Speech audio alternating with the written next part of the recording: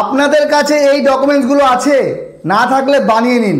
2026 পশ্চিমবঙ্গে বিধানসভা ভোটের আগে এগুলো দরকার পড়তে পারে, আবার নাও পড়তে পারে।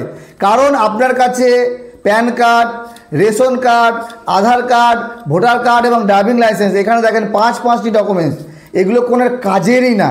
কাজের কোনটা? আপনার মাধ্যমিক সার্টিফিকেট হয়ে গেল।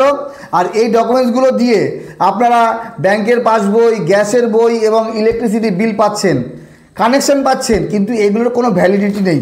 তাহলে বিষয় হলো যে ভারত সরকার ডিসাইড করুক যে এই 5টি ডকুমেন্টসের মধ্যে কোনটি বৈধ। যদি কোনোটি বৈধ না হয়, তাহলে এই ডকুমেন্টস দিয়ে যদি কোনো ভারতবর্ষের নাগরিকত্ব পেতে হয়, তাহলে সেই নাগরিকত্ব কতটা বৈধ। তাহলে এই ডকুমেন্টস এবং যারা জালি অবৈধ ডকুমেন্টস তৈরি করে তার তফাৎ কী আছে?